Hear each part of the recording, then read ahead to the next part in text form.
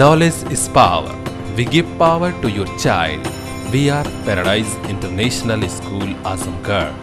We provide 360-degree smart classes, digital library, indoor and outdoor games for physical and intellectual growth of students.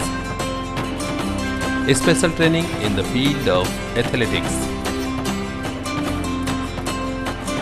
Admission open for playgroup to class 8th. Paradise International School, केंद्रीय विद्यालय road, Hirapatti, Azamgarh.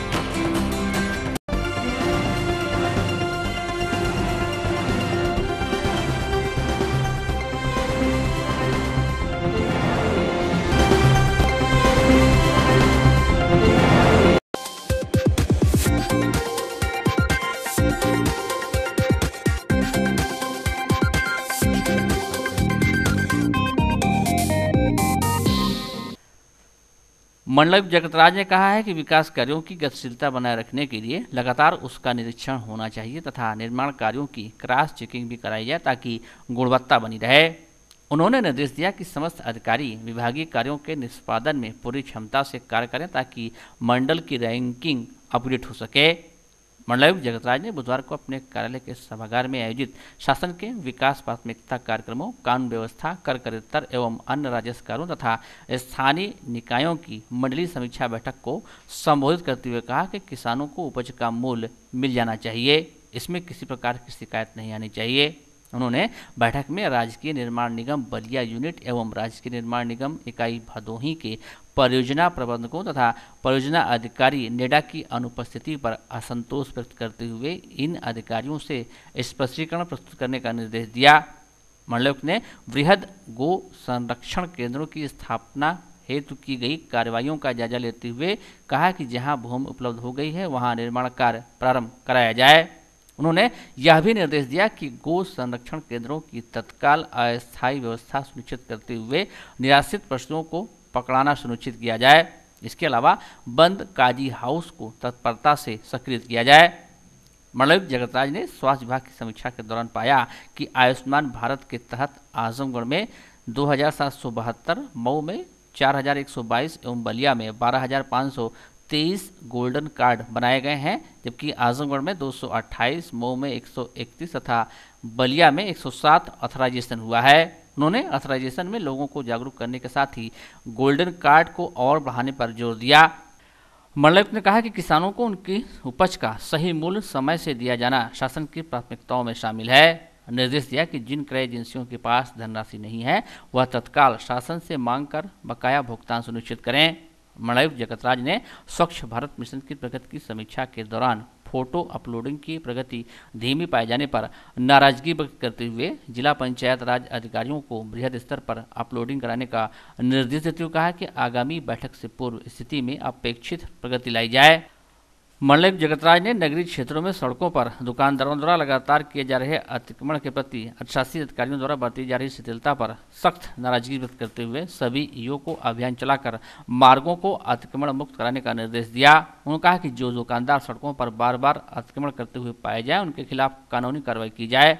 उन्होंने आजमगढ़ शहर की खराब सफाई व्यवस्था पर भी नाराजगी व्यक्त करते हुए ईओ को तत्काल इसमें सुधार लाने का निर्देश दिया।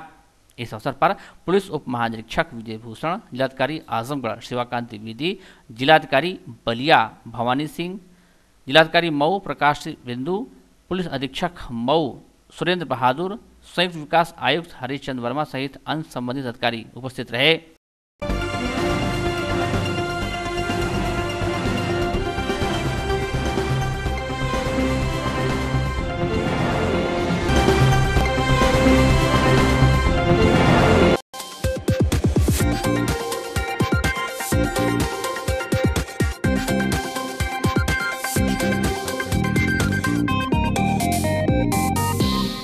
दो दिवसीय महाहड़ताल के आखिरी दिन भी बैंक कर्मियों और कर्मचारियों के तेवर तल्ख रहे। कामकाज पूरी तरह से ठप रहा। कार्यालयों, बैंकों में ताला जड़ कर्मचारी आंदोलनरत रहे। देशव्यापी बैंक हड़ताल के दौरान बैंक कर्मियों ने बैंकों के विलय निजीकरण का तीव्र विरोध किया। वित्त मंत्री होश में आओ की नारेबाजी करते हुए उन्होंने सरकार को अंतिम चेतावनी दी।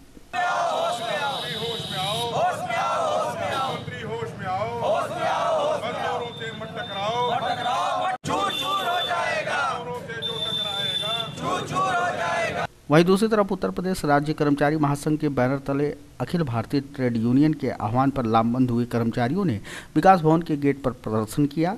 इस दौरान उन्होंने महासंघ के अध्यक्ष गिरीश चतुर्वेदी के नेतृत्व में पुरानी पेंशन की बहाली, नई पेंशन योजना बंद करने, संविदा कर्मियों को नियमित करने, वेतन विसंगतियों को दूर करने की मांग करते हुए कार्य बहिष्कार किया।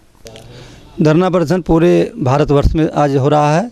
कल 8 तारीख से धरना और प्रदर्शन कार्य बहिष्कार अखिल भारतीय ट्रेड यूनियन, जिसमें post office, bank, LIC, state government के एम्प्लाई, सेंट्रल गवर्नमेंट के एम्प्लाई सम्मिलित हैं और पूरी देश में एक स्वर से सारे कर्मचारी हमारे ऑल इंडिया ट्रेड यूनियन के नेतृत्व में पुरानी पेंशन व्यवस्था को बहाल करने, नई पेंशन योजना जो केंद्र सरकार ने लागू किया था अप्रैल 2005 से, उसे बंद करके पुरानी पेंशन व्यवस्था जो पहले से लागू थी उसे बहाल करने के लिए, और आउटसोर्सिंग भर्ती जो गवर्नमेंट प्रारंभ कर दी है उस आउटसोर्सिंग भर्ती को बंद करके जितने पद, चाहे वह चतुर्थ कर्मचारी के हों, चाहे मिनिस्ट्रियल कैडर के कर्मचारी के हों, चाहे शिक्षकों के हों, सेंट्रल से लेकर के और स्टेट गवर्नमेंट तक के जितने पद हमारे रिक्त हैं सब पर अधियाचन करा करके नियमानुसार भर्ती की जाए, पुरानी पेंशन व्यवस्था बहाल की जाए, नई पेंशन व्यवस्था को बंद की जाए, आउटसोर्सिंग भर्ती बंद की जाए, और जो वेतन विसंगतियों में असमानताएँ हैं, विसंगतियाँ हैं वेतन भत्तों के लेकर के और वेतन में लेकर के, केंद्र के कर्मचारियों के बराबर और स्टेट गवर्नमेंट के कर्मचारियों में जो भिन्नताएं हैं भत्तों को लेकर के, उन सब में विसंगतियों को दूर करने के लिए यह कार्यक्रम 8 और 9 2 दिन का अखिल भारतीय ट्रेड यूनियन के आह्वान पर पूरे देश में यह कार्यक्रम चलाया जा रहा है। कार्य बहिष्कार हो रहा है। हमारे सारे कर्मचारी आज विकास भवन से बाहर होकर के उसका समर्थन कर रहे हैं। उस 2 दिन की आम हड़ताल का पूरा विकास भवन का कर्मचारी आज समर्थन करते हुए, कल भी समर्थन किया था, आज पूर्ण रूप से कार्य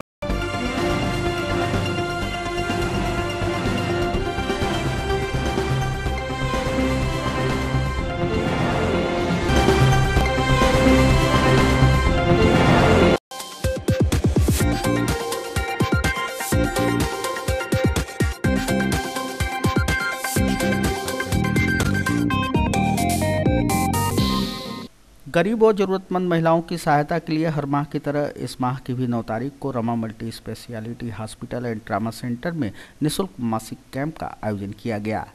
कैंप के दौरान स्त्री एवं प्रसूति रोग विशेषज्ञ डॉक्टर खुशबू सिंह ने 48 महिलाओं का निःशुल्क स्वास्थ्य परीक्षण करते हुए उन्हें उचित परामर्श व निःशुल्क दवाएं वितरित की। इस दौरान गर्भवती महिलाओं की विभिन्न जांचें भी पूर्णतः निःशुल्क की गईं। डॉक्टर खुशबू सिंह ने कहा कि गरीब महिलाओं के सहायतार्थ प्रत्येक माह की 9 तारीख को इस निःशुल्क शिविर का आयोजन रमा हॉस्पिटल में किया जाता है। उन्होंने बताया कि शिविर का मुख्य उद्देश्य यही है कि अधिकाधिक महिलाओं का निःशुल्क स्वास्थ्य परीक्षण हो सके ताकि जच्चा बच्चा दोनों का भविष्य सुरक्षित रह सके। हर माह के 9 तारीख को हम एक कैंप लगाते हैं निःशुल्क मरीजों का निःशुल्क जांच और उनका ट्रीटमेंट करने के लिए। ये हम जो मरीज़ गरीब हैं या जो ऐसे हैं जो कि पैसे की दिक्कत नहीं आ पाते दूर से, उनके लिए एक कैंप खास तौर पे लगाते हैं ताकि उनकी हम कुछ सहायता कर सकें। ये आज कैंप का टाइमिंग जो है 11 बजे सुबह से लेके शाम के 6 बजे तक रहता है। और इस कैंप में हम मरीज़ का फ्री में OPD देखते हैं, उनका फ्री में चेकअप करते हैं और मेडिसिन जो हमारे यहाँ पास होती है जिसको हम फ्री में उनको दे सकें, हम उसकी सहायता करने की कोशिश करते हैं। जो गरीब मरीज़ हैं जिनको पैसे की कमी से या कुछ ऐसी अपनी दिक्कत से हमें नहीं रूटीन में चेकअप में आ पाते हैं, उनका खास तौर पे ध्यान रखा गया है कि वो हर माह के 9 तारीख को कम से कम एक फ्री चेकअप में आ जाए ताकि हम उनका निःशुल्क इलाज कर सकें और बता सकें कि आपको क्या खतरा हो सकता है ताकि वो उनसे बचें।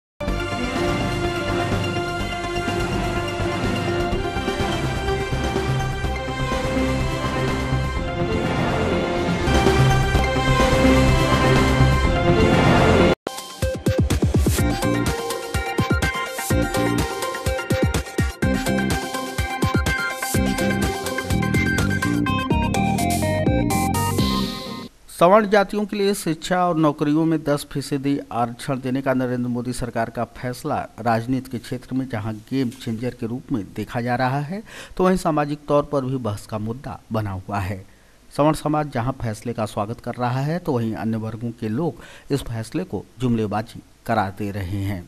अधिवक्ता अरुण कुमार श्रीवास्तव ने फैसले का स्वागत करते हुए कहा कि 10% आरक्षण के रूप में सवर्णों पर अमृत वर्षा हुई है, बस इसके सही प्रयोग की दरकार है। जो 10% आरक्षण दिया गया है, मैं तो सबसे पहले जो है नरेंद्र मोदी जी को बधाई दूंगा और यह प्रस्ताव बहुत विलंब से आया। यह कांग्रेस के ज़माने में भी आ जाना चाहिए था, क्योंकि गरीब की कोई जाति नहीं होती है, गरीब हर बिरादरी में है और ये सवर्णों को दिया गया है। इसका सही प्रयोग किया जाए कि उन गरीब को ही दिया जाए जो कि डिज़र्व करते हैं, ना कि जो है ऐसे लोगों को दे दिया जाए जो हवाई जहाज़ से यात्रा कर रहे हों और जो इनकम टैक्स पेमेंट कर रहे हों, उनको आरक्षण का लाभ ना मिले।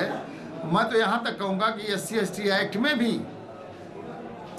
उन्हीं को आरक्षण का लाभ मिलना चाहिए जो वाकई आर्थिक रूप से विपन्न है और जिनको वाकई ज़रूरत है। अब मैं उदाहरण के रूप में, मैं राजनीतिक रूप से नहीं कह रहा हूँ, लेकिन अब बताइए, मुलायम सिंह हवाई जहाज़ से यात्रा करते हैं, मायावती हवाई जहाज़ से यात्रा करती हैं, लेकिन आज की तारीख में वो भी आरक्षण के हकदार हैं। तो मैं चाहूँगा कि ये मोदी जी ने जो अमृत वर्षा कहूँगा, अमृत वर्षा किया है सवर्णों पर, और उसका सवर्णों को ही और जो नीडी पर्सन है उनको लाभ मिलना चाहिए। और यही प्रक्रिया मैं तो कहूँगा जितना OBC और SC/ST एक्ट में आरक्षण लागू है, यही प्रक्रिया सब पर कर देना चाहिए। ये मेरा व्यक्तिगत विचार है। जो 10% आरक्षण मिला है सवर्णों को, आर्थिक आधार पर जो आरक्षण मिला है, इसके लिए इस वर्तमान सरकार को हम लोग हृदय से धन्यवाद देते हैं, बधाई के पात्र हैं, क्योंकि जो इनका एक एजेंडा था सबका साथ सबका विकास और हर तबके में गरीब व्यक्ति को अंतिम कड़ी तक यह लाभ मिलना चाहिए आरक्षण का, इस कार्य को इस सरकार ने किया है, जिससे मैं समझता हूं कि गरीबी हर बिरादरी में है। सवर्ण में भी बहुत ऐसे गरीब हैं जिनके पास आवास नहीं है, जिनके पास भोजन की समस्या है, जिनके बच्चे पढ़ नहीं पा रहे हैं, उन तक ये सुविधा पहुँचे। इस क्रम में यह कार्य बड़ा आवश्यक था। अब तक केवल जो गरीबी की परिभाषा में जो लोग आते थे, जिनको माना जाता है गरीब हैं, वही इस आरक्षण का लाभ ले रहे थे। अब सवर्णों में जो गरीब हैं आर्थिक आधार पे, उनको ये आरक्षण का लाभ दिया जा रहा है। ये सरकार का बड़ा सराहनीय कदम है। एक समान में समरसता का भाव आएगा, हर व्यक्ति बराबरी का हक प्राप्त करेंगे। इसके लिए ये आरक्षण बहुत अच्छा है। हम लोग सरकार को पुनः एक बार बधाई देते हैं। यह कार्य बहुत पहले हो जाना चाहिए था। नरसिंहा राव के ज़माने में एक बार इसकी पहल की गई थी। मायावती जी ने भी कहा था कि जो गरीब सवर्ण हैं उनको आर्थिक आधार पर आरक्षण दिया जाए। तो इसके सब लोग इसका समर्थन कर रहे हैं। इसके लिए सभी दल को हम लोग धन्यवाद देते हैं। जितने राजनीतिक पार्टियां हैं सभी धन्यवाद की पात्र हैं जिन लोगों ने इस आरक्षण का समर्थन किया, क्योंकि गरीबी किसी की बधुआ नहीं है। हर बिरादरी में गरीब लोग हैं और उनको लाभ मिलना चाहिए। वहीं कृपाशंकर यादव का कहना था कि सरकार का यह फैसला सवर्णों को छलने वाला है। यह चुनावी स्टंट अंततः जुमला ही साबित होगा। मोदी जी की तरफ से ये जो आज मीडिया में पेपर में आया है, हमारे विचार से तो एक चुनावी स्टंट है। जैसा कि पिछली बार भी चुनाव के समय मोदी जी ने भाजपा गवर्नमेंट में तमाम वादे किए थे। नव बेरोजगारों को करोड़ों और 2 करोड़ रोजगार देंगे, 15 लाख खातों में आ जाएंगे और किसानों का कर्ज माफ़ी होगा। तमाम इस तरह की चुनावी स्टंट भाजपा द्वारा तमाम जुमले दिए गए थे। हमारे से एक जुमला साबित होगा। इस तरह हाल के 1-2 महीनों कुछ संभव नहीं, चुनाव बहुत नज़दीक है। सरकार द्वारा एक जुमला है, ये चुनाव वही साबित होगा। क्या जुमला है? जुमला वही है कि 10% आरक्षण दिया जाएगा, जबकि कुछ संभव 1-2 महीने में नहीं लगता है। सरकार एक चुनावी स्टंट दे रही है, अपना वादे कर रही है और लोगों को बरगनाने के लिए, और वो जनरल जो आते हैं सामान्य वर्ग से लोग, उन लोगों के साथ ये छलावा साबित होगा। अधिवक्ता संजय कुमार सिंह ने कहा कि आरक्षण मिलने से गरीब सवर्ण लाभान्वित होंगे। तो वहीं अधिवक्ता विंध्यवासिनी प्रसाद सिंह ने कहा कि यह सरकार का ऐतिहासिक व साहसिक कदम है, जिससे सवर्णों की नाराजगी कम होगी। यह सरकार के द्वारा जो यह आरक्षण का मुद्दा लिया गया है, स्वागत योग्य है और गरीब सवर्णों में काफ़ी आशा जगी है, सरकार के प्रति विश्वास बढ़ा है।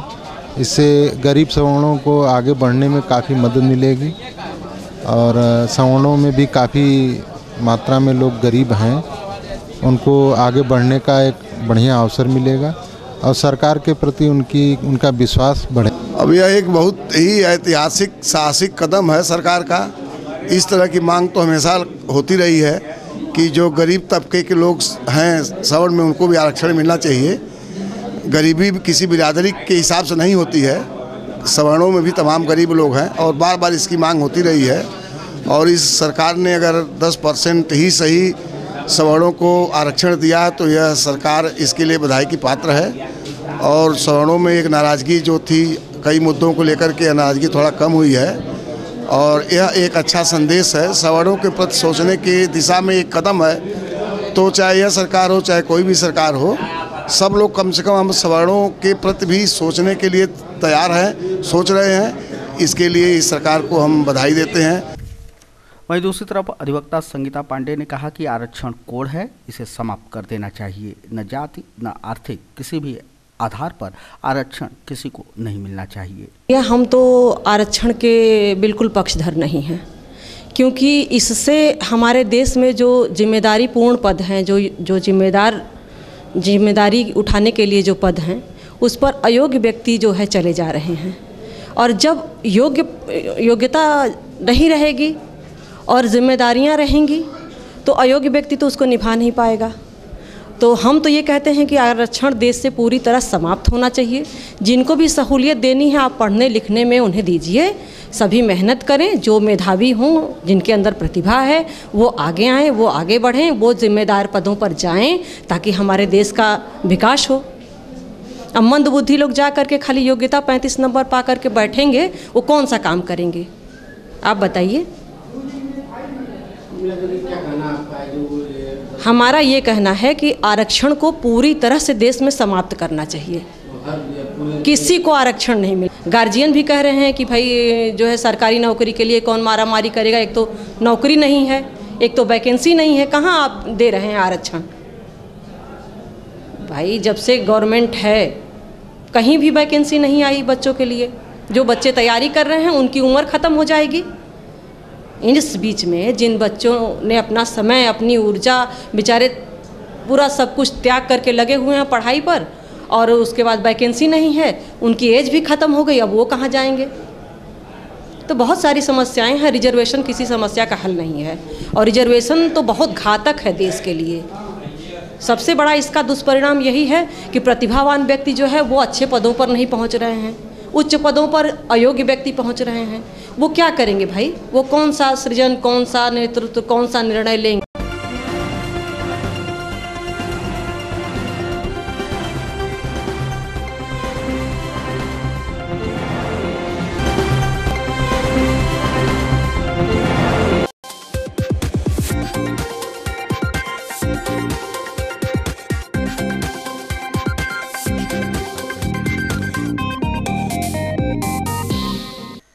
अपनी 41 सूत्री मांगों को लेकर अंबेडकर पार्क में धरनारत महिला आंगनबाड़ी कर्मचारी संघ का धरना बुधवार को भी जारी रहा।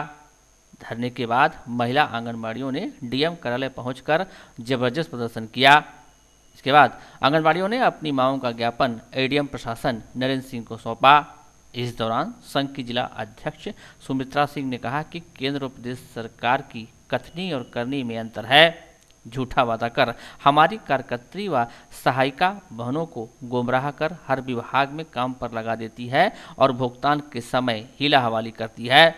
ज्ञापन के माध्यम से संघ के संरक्षक अनिरुद्ध कुमार द्विवेदी ने कहा कि आंगनबाड़ी वर्कर को ग्रेड 3 व सहायिका को ग्रेड 4 के रूप में नियमित किया जाए तथा न्यूनतम 18,000 रुपये मानदेय व 3,000 रुपये पेंशन से सामाजिक सुरक्षा मुहैया कराई जाए।